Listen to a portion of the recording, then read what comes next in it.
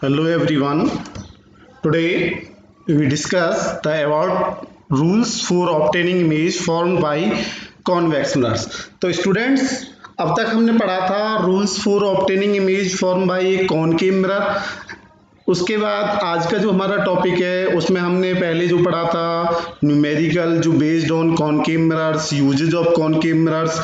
इसमें हम पढ़ेंगे जो लास्ट है ये रिफ्लेक्शन का पार्ट, रिफ्लेक्शन का लास्ट पार्ट है rules for obtaining image form by convex mirrors, फिर image formation by convex mirrors और यूजेज ऑफ कॉन्वेक्स मिरर्स और numerical based on convex mirrors. तो जो कॉन्वेक्स मिरर्स होता है इसको डाइवर्जिंग मिरर्स कहते हैं, क्योंकि ये जो लाइट रेज हैं उनको क्या करता है, डाइवर्ज करता है। जो कॉनकेव मिरर होता है वो कन्वर्जिंग मिरर कहलाता है, क्योंकि वो लाइट रेज को क्या करता है, एक ही पॉइंट पर कन्वर्ज करता है। लेकिन ये जो कॉन्वेक्स मिरर होता है ये लाइट रेज को क्या करता है, डाइवर्ज करता है। डाइवर्ज का मतलब है फैलाता है।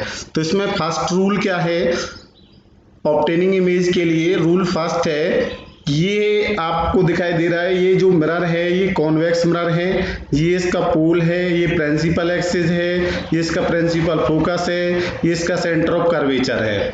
तो इसमें जो फर्स्ट रूल है वो कह रहा है ए रे ऑफ लाइट प्रकाश की किरण विच इज पैरेलल, जो पैरेलल है किसके, प्रिंसिपल एक्सिस के, of a convex mirror appears to be coming its focus after reflection, मतलब रिफ्लेक्शन के बाद इसके फोकस से आती हुई प्रतीत होती है। तो ये जैसे ये क्या है, ray of light which is parallel to the principal axis, तो ये क्या हो गई, इस मिरर से टकराई और इस प्रकार ये क्या हो गई, रिफ्लेक्ट हो गई। लेकिन इसको यदि हम बैक में मिलाते हैं तो ये ऐसे प्रतीत होती है जैसे इसके फोकस से पास हो रही हो। तो ये इसका क्या है, फर्स्ट रूल है। उसके बाद इसका सेकेंड रूल क्या है, a ray of light going towards the centre of curvature, जो सेंटर ऑफ कर्वेचर की तरफ जाती है of a convex mirror is reflected back along the same path, वो क्या होती है, इससे रिफ्लेक्ट होकर वापस इसी रास्ते पर चले जाती है। तो ये दोनों तरफ एरो दिखाई दे रहे, इस एक तरफ जाने वाला और एक तरफ आने वाला, इसी पाथ पे ये वापस आती है। तो इसका सेकेंड रूल ये।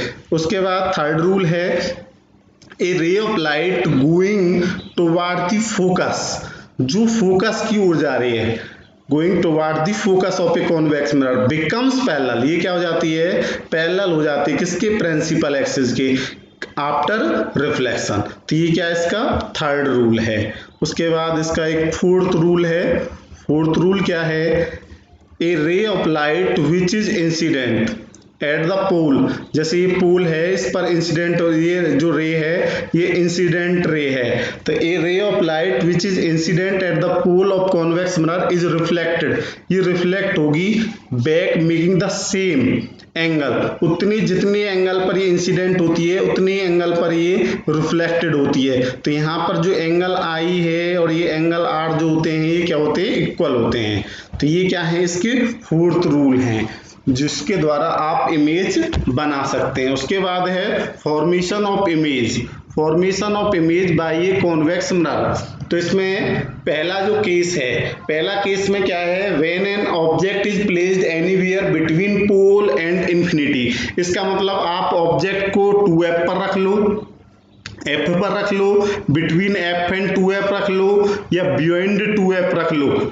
तो ये सारी जो कंडीशन है इसका मतलब ये है कि when an object is placed, जब किसी वस्तु को रखा जाता है एनीवेयर किसी भी जगह बिटवीन पोल एंड इंफिनिटी, तो क्या होता है, जब किसी वस्तु को when an object is placed between pole and infinity, जब पोल और इंफिनिटी के बीच में यदि ऑब्जेक्ट को रखा जाता है ऑफ ए कॉन्वेक्स मिरर, तो जो इमेज होती है वो कहां पर बनती है, बिहाइंड द मिरर बनती है, बिटवीन P एंड F, ये P और F के बीच में बनती है, वर्चुअल होती है एंड इरेक्ट। वर्चुअल का मतलब होता है आभासी और इरेक्ट का मतलब होता है सीधा, और स्मॉलर देन द ऑब्जेक्ट, और ऑब्जेक्ट के साइज से क्या होता है, छोटा होता है। तो ये 5 कंडीशन इसमें हो गई।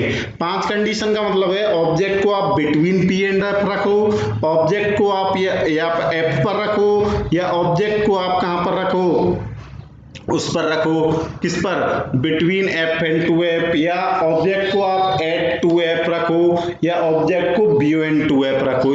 इन सारी कंडीशन में जो इमेज बनेगी वो बिटवीन पी एंड एफ बनेगी। जो इमेज बनेगी वो कहां पर बनेगी, बिटवीन पी एंड एफ। और इसका जो मिरर, ये behind the mirror between P and F, और वर्चुअल होगी, इरेक्ट होगी और स्मॉलर देन द ऑब्जेक्ट, और ऑब्जेक्ट के साइज से क्या होगी, स्मॉलर होगी।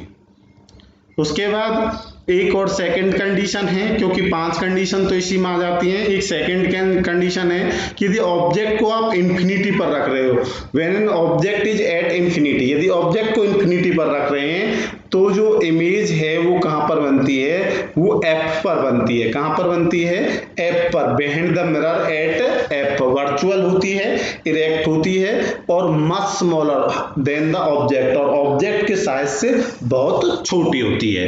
तो ये क्या है, ये सारी कंडीशंस हैं जब आप ऑब्जेक्ट को डिफरेंट पोजीशन पर रखते हैं। डिफरेंट पोजीशन मैंने आपको बता दी यहाँ पर, जैसे ऑब्जेक्ट को आप एफ पर, उसमें बिटवीन पी एंड एफ रख लो, एफ पर रख लो, between F and two F रख लो, एट टू एफ रख लो और बियॉन्ड टू एफ रख लो। इन सारी कंडीशन का मतलब होता है when an object is placed anywhere between P and infinity.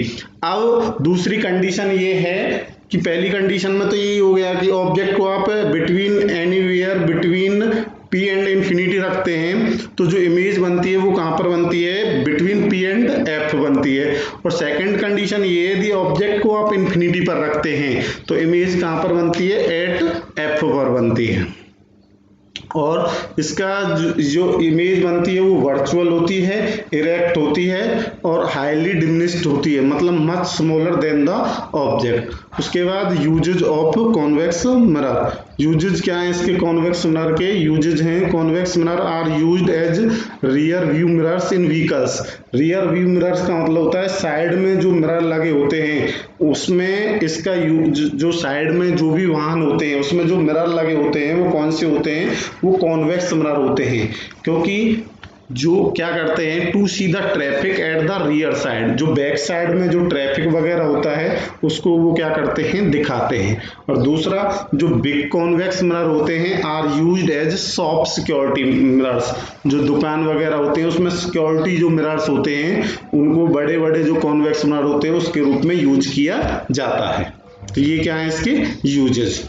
उसके बाद न्यूमेरिकल बेस्ड है, इस पर कोई भी न्यूमेरिकल बेस्ड, जैसे कोई ऑब्जेक्ट है 5 सेंटीमीटर हाइट दे रखी है, साइज दे रखा है उसका, is placed at A distance of 10 centimetre, और इसकी जो ऑब्जेक्ट का साइज डिस्टेंस है वो है 10 centimetre from A convex mirror, और रेडियस ऑफ कर्वेचर दे रखी है 30 सेंटीमीटर। रेडियस ऑफ कर्वेचर और फोकल लेंथ में क्या रिलेशन होता है, radius of curvature focal length की जस्ट डबल होती है।